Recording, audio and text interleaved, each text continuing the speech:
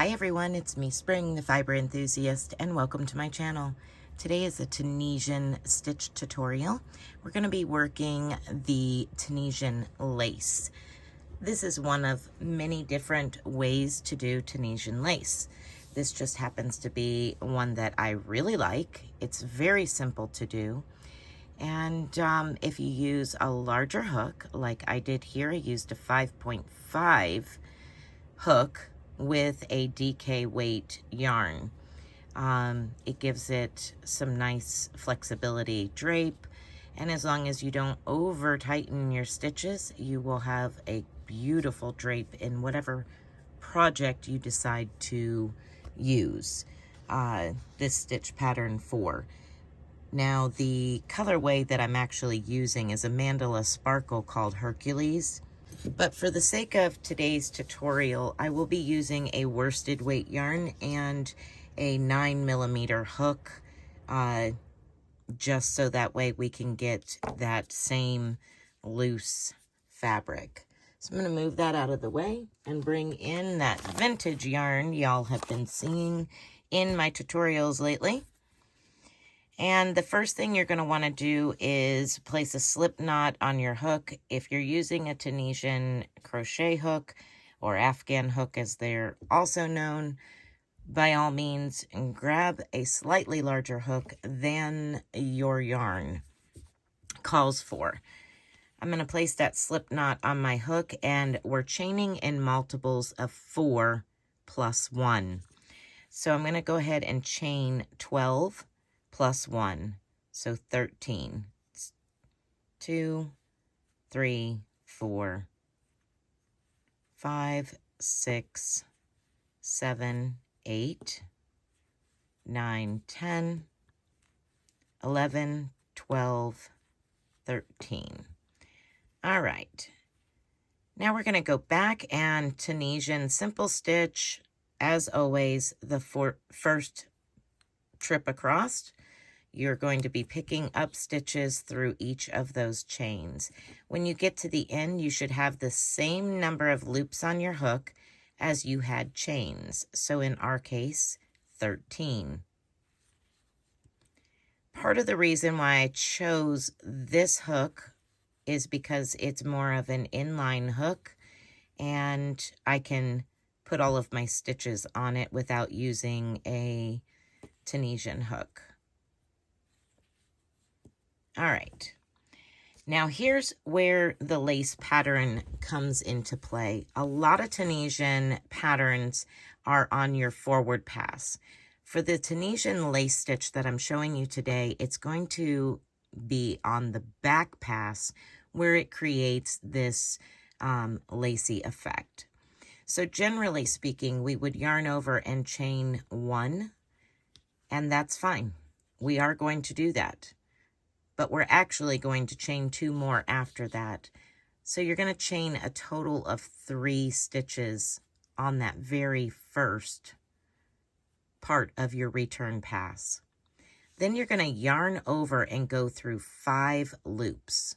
1, 2, 3, 4, and 5. And now you're going to chain 4. 1, 2,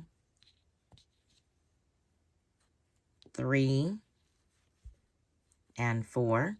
Make sure those chains are not tight because we will be working into them on our forward pass. Once you've chained 3, you're going to yarn over and go through 5. 3, 4, 5. You should still have 5 loops left. 2, 4, 5. We're going to chain 4 again. 1, 2, 3, 4, and now yarn over and go through all of those last 5 loops and chain 1. Now we're going to go back into, for our forward pass, these will be our repeat rows. That was repeat row 1. Now we're going to repeat row 2. Insert your hook into that chain 1 space. yarn over, and pull up a loop. Now we're going to go into each of the next 4 chains and pull up a loop in each one. So 1, 2, 3. Your 4th one is over the top of that cluster. There we are. And we're going to do that again. Go into your next stitch and the next one. And when you get to the end of this, you should have a total of 13 stitches. 2, 4, 6, 8, 9, 10, 11, 12. And on the 13th one, that is your last stitch, you're going to go under 2 legs of that stitch, just as you normally would in your Tunisian crochet. So let's go ahead and repeat the first row, which is our back pass, and chain 1, 2, and 3. Yarn over and go through 5 loops. 1, 2, 3, 4, and 5. Chain 4, 1, 2, 3,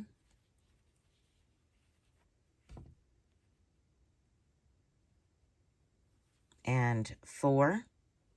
Yarn over and go through 5 loops. 1, 2, 3, 4, 5.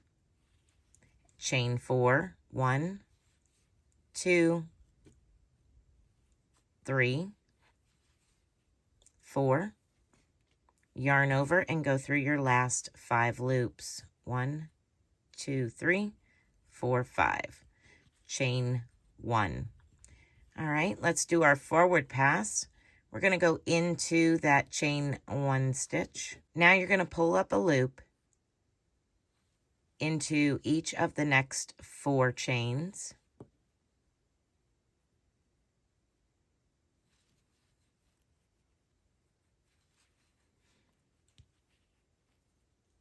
Two, 4, 6.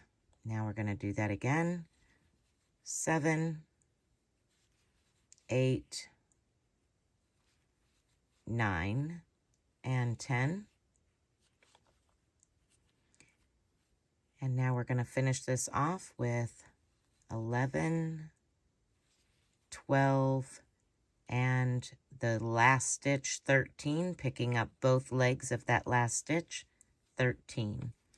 We'll do one more back pass together. You're going to chain 1, 2, 3, yarn over and go through 5. 1, 2, 3, 4, and 5. Chain 4, 1, 2, 3, 4. Yarn over and go through 5. 1, 2, 3, 4, 5. Chain 4 again. 1, 2, 3, 4. Yarn over and go through the last 5 loops. And then chain 1.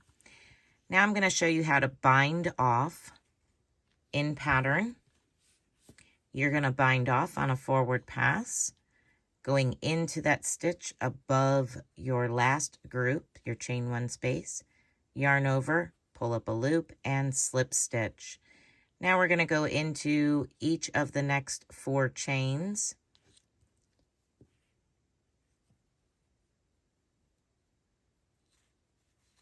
And slip stitch across those chains.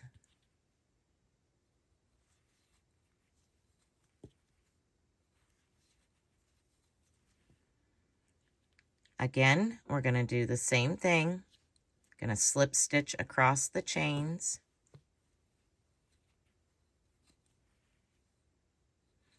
making sure that you catch that one that's above your cluster. Be cautious not to work that very first loop of the cluster of 5. You can look at it and go 1, 2, 3, 4, and you see that one 5. That is not a chain you work. So if it looks like I'm skipping one, that's what's going on. I'm skipping that very first loop that we went through. Okay, that was 10,